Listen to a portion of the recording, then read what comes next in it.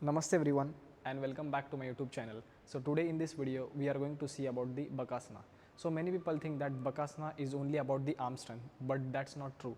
The real secret behind it is your core engagement, your correct positioning of your body when you do the Bakasana, and your hand strength. Okay, these three comprises for the Bakasana.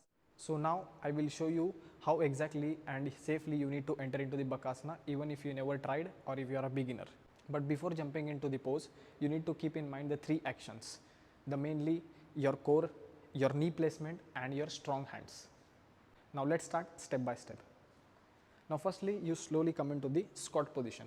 Slowly bend your knees in 90 and come into the squat.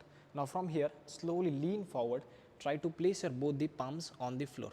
Okay, make sure when you are placing your palms your fingers should be completely spread, right? And then slightly you bend your elbows, and then once it is done you need to lift your heels up and adjust your knees in your armpit region. Most people do this common mistake that they don't place the knee in the armpit region. That's what they find difficult when you do the Bakasana. So you need to properly push it towards the armpit, right? Once it is done, then what you're going to do, take complete balance on the hands, slowly take your body forward. Okay, control yourself here, right? And the main thing is your drishti, your concentration on one point. Now slowly lift your chin up. Okay, don't look down, otherwise there are possibility that you may fall downwards. So try to look up and simply stay here for a while.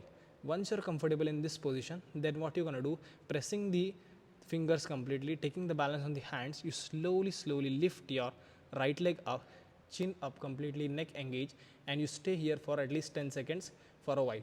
Okay, once you're comfortable, then you can go with the slowly other leg as well and try to balance here. Okay, this was for the intermediate practitioner, that you can bend your elbow and you can do the asana. But for the advanced practitioners, you can just make your elbow straight, try to attach your knees properly again in the similar way, and then slowly take your body forward, elevate the body forward, and then slowly lift your legs up, and then slowly chin up, concentrate at one point and stay. Even if you hold it for 3 seconds, that's already the progress. So you don't need to worry. So keep practicing, then definitely you will learn this asana in at least 10 days if you keep practicing consistently. We'll see you in the next video. We'll keep exploring the more advanced asanas step by step. Thank you for watching this video. For more such content, subscribe my channel. Namaste.